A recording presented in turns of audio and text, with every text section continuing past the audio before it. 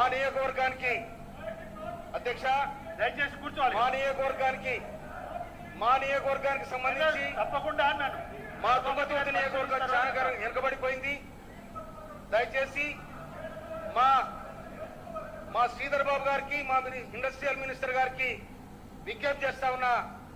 మా దగ్గర 225 ఎకరాల గవర్నమెంట్ స్థలం ఉంది. నేను ఇవ్వడానికి సిద్ధంగా ఉన్నాం. అక్కడ ఒక ఇండస్ట్రియల్ పార్క్ పెట్టాలని అప్పీల్ చేస్తా ఉన్నా నేను. అదేవిధంగా రుద్రమ చెరువు ఉన్నది. గత ప్రభుత్వంలో వచ్చిరు, దాని చుట్టూ తిరిగి వెళ్ళిపోయారు.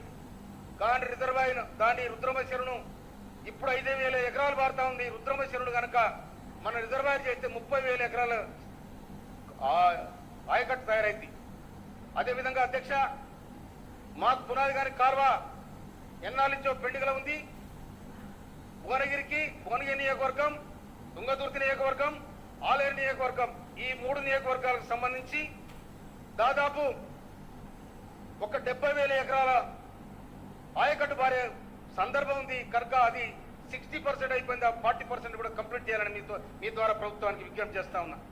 తర్వాత మొన్న మా శాలిగౌరారం మండలం అస్సిమినగర్ కాల్వ అది దాదాపుగా 60% అయిపోయింది. ఒక 40% అయితే అదొక 30 ఎకరాల కాస్త అయ్యే అవకాశం ఉంది. అధ్యక్ష, సీఎం గారు కూడా ఇండస్ట్రియల్ పార్క్ డెవలప్మెంట్ కావాలంటే టెక్నికల్ ఎడ్యుకేషన్ కావాలని వారు ప్రతిపాదించారు. వారు ధన్యవాదాలు. తుంగతుర్తిలో ఐటీఐ కాలేజ్, అడ్డగూడలో ఐటీఐ కాలేజ్ పెట్టాలని మనవి చేస్తా ఉన్నా నేను.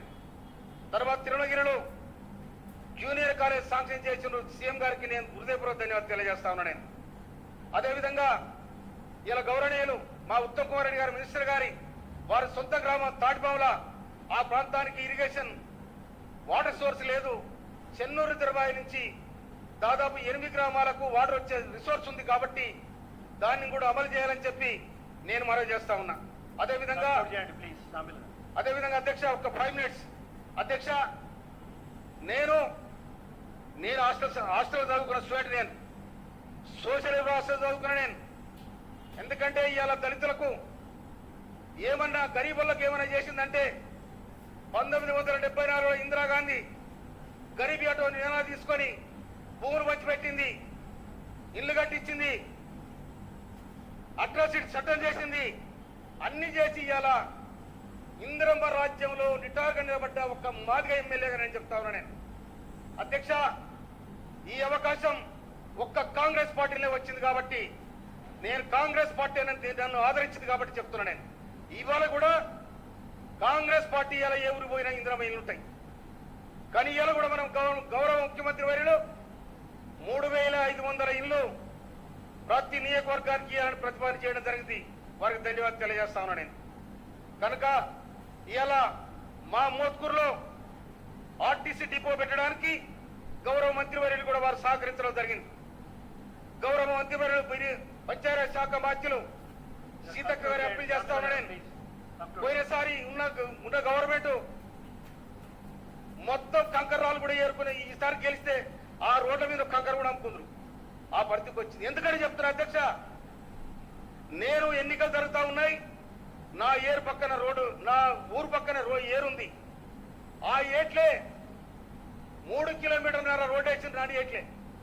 ఇదేంటంటే ఇగో ఈ భాగం కేసీఆర్కు, ఈ భాగం కేటీఆర్కు, ఈ భాగం హరీష్ రావుకు, ఈ భాగం జయశ్రెడ్డికి, ఈ భాగం కవితకు, మొత్తం భాగం నాకు. రా నా ఇంట్లో కాల్చుకొని రాని నేను రోడ్డు చూపెడతా. నేనే చెప్పినా అధ్యక్ష, ప్లీజ్, నేనే చెప్పినా ఎన్నికలైన తెల్లారి దీన్ని మొత్తం తవ్వేస్తానని చెప్పినా. ఇప్పుడు పోయి చూసుకోపోయి మొత్తం తవ్వేసిన. That is Mantra Samel, that is democracy. అందుకోసమనే మీ ఇసుక బేరం బంద్ కావాలి, మీ వ్యవస్థ బంద్ కావాలి. సీతక్క గారి మనం చేస్తున్నా నేను. మొత్తం నియోజకవర్గం వెనకబడిపోయింది, దానికి రోడ్లు మంజూరు చేయాలి. గౌరవనీయులు మా వెంకరెడ్డి మినిస్టర్ గారికి నేను ఈ సందర్భంగా హృదయపూర్వక ధన్యవాదాలు తెలియజేస్తా ఉన్నా. వాళ్ళు 70,000 రూపాయల 70 కోట్ల రూపాయల రోడ్లు మంజూరు చేసిన వారికి ధన్యవాదాలు.